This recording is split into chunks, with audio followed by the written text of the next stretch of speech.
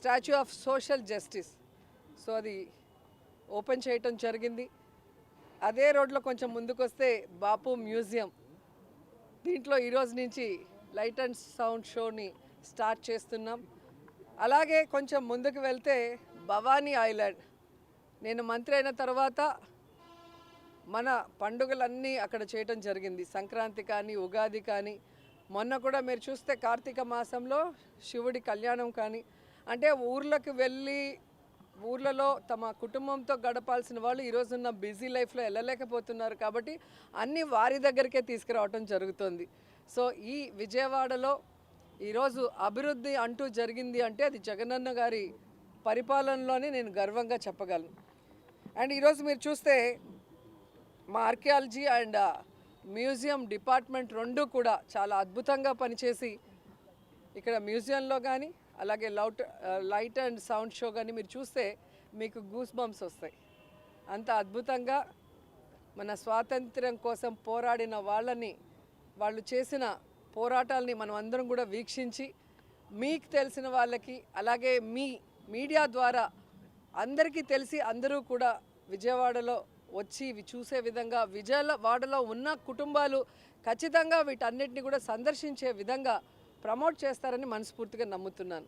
ఎందుకంటే ఒకటి తీసుకురావడం గొప్ప విషయం కాదు, దాన్ని మీడియా ప్రమోట్ చేయాలి.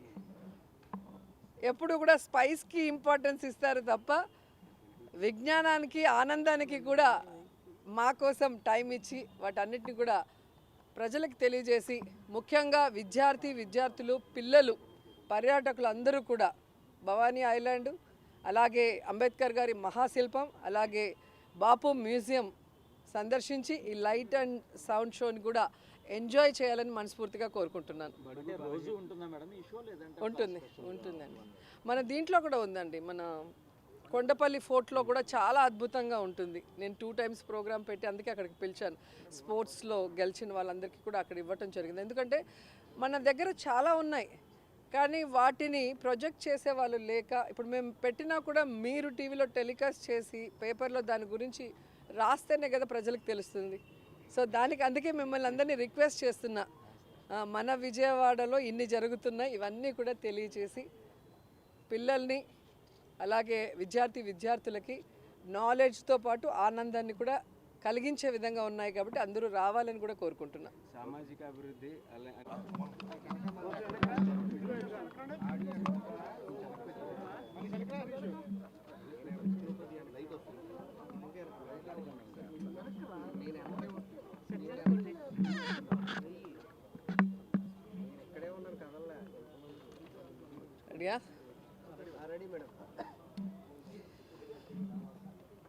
విజయవాడలో చారిత్రక సంపదగా విరాజిల్లుతున్న బాపు మ్యూజియం, అలాగే పింగళి వెంకయ్య గారి గ్యాలరీ మీ అందరికీ తెలిసినదే.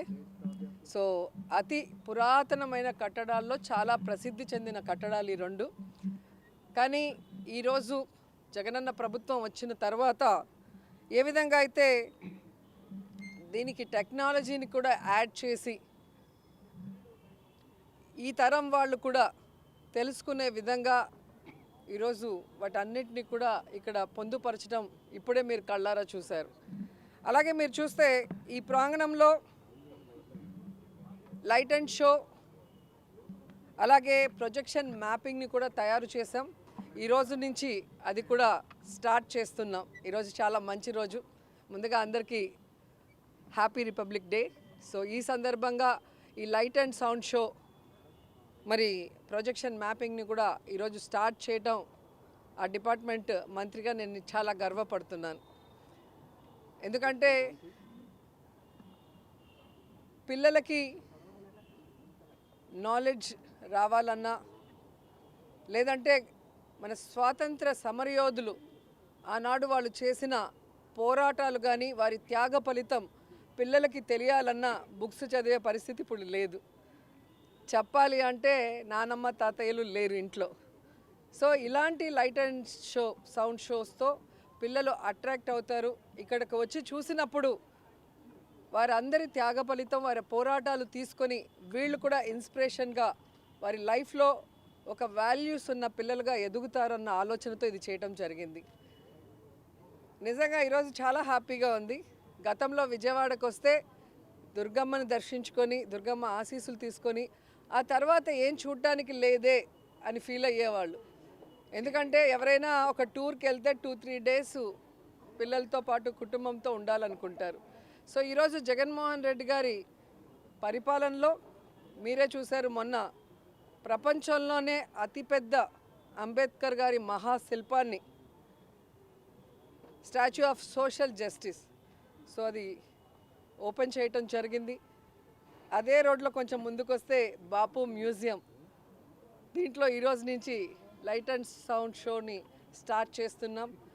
అలాగే కొంచెం ముందుకు వెళ్తే భవానీ ఐలాండ్, నేను మంత్రి అయిన తర్వాత మన పండుగలన్నీ అక్కడ చేయటం జరిగింది. సంక్రాంతి కానీ ఉగాది కానీ, మొన్న కూడా మీరు చూస్తే కార్తీక మాసంలో శివుడి కళ్యాణం కానీ, అంటే ఊర్లకు వెళ్ళి ఊర్లలో తమ కుటుంబంతో గడపాల్సిన వాళ్ళు ఈరోజున్న బిజీ లైఫ్లో వెళ్ళలేకపోతున్నారు. కాబట్టి అన్నీ వారి దగ్గరికే తీసుకురావటం జరుగుతుంది.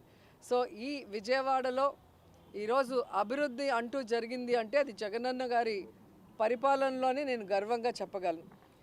అండ్ ఈరోజు మీరు చూస్తే మా ఆర్కియాలజీ అండ్ మ్యూజియం డిపార్ట్మెంట్ రెండు కూడా చాలా అద్భుతంగా పనిచేసి ఇక్కడ మ్యూజియంలో కానీ అలాగే లైట్ అండ్ సౌండ్ షో కానీ మీరు చూస్తే మీకు గూస్ బంప్స్ వస్తాయి. అంత అద్భుతంగా మన స్వాతంత్ర్యం కోసం పోరాడిన వాళ్ళు చేసిన పోరాటాలని మనం అందరం కూడా వీక్షించి మీకు తెలిసిన వాళ్ళకి అలాగే మీ మీడియా ద్వారా అందరికీ తెలిసి అందరూ కూడా విజయవాడలో వచ్చి ఇవి చూసే విధంగా, విజయవాడలో ఉన్న కుటుంబాలు ఖచ్చితంగా వీటన్నిటిని కూడా సందర్శించే విధంగా ప్రమోట్ చేస్తారని మనస్ఫూర్తిగా నమ్ముతున్నాను. ఎందుకంటే ఒకటి తీసుకురావడం గొప్ప విషయం కాదు, దాన్ని మీడియా ప్రమోట్ చేయాలి. ఎప్పుడు కూడా స్పైస్కి ఇంపార్టెన్స్ ఇస్తారు తప్ప విజ్ఞానానికి ఆనందానికి కూడా మా కోసం టైం ఇచ్చి వాటన్నిటిని కూడా ప్రజలకు తెలియజేసి, ముఖ్యంగా విద్యార్థులు, పిల్లలు, పర్యాటకులు అందరూ కూడా భవానీ ఐలాండ్, అలాగే అంబేద్కర్ గారి మహాశిల్పం, అలాగే బాపు మ్యూజియం సందర్శించి ఈ లైట్ అండ్ సౌండ్ షోని కూడా ఎంజాయ్ చేయాలని మనస్ఫూర్తిగా కోరుకుంటున్నాను. ఉంటుందండి.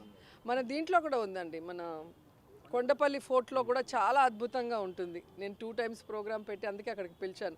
స్పోర్ట్స్లో గెలిచిన వాళ్ళందరికీ కూడా అక్కడ ఇవ్వటం జరిగింది. ఎందుకంటే మన దగ్గర చాలా ఉన్నాయి కానీ వాటిని ప్రొజెక్ట్ చేసే వాళ్ళు లేక, ఇప్పుడు మేము పెట్టినా కూడా మీరు టీవీలో టెలికాస్ట్ చేసి పేపర్లో దాని గురించి రాస్తేనే కదా ప్రజలకు తెలుస్తుంది.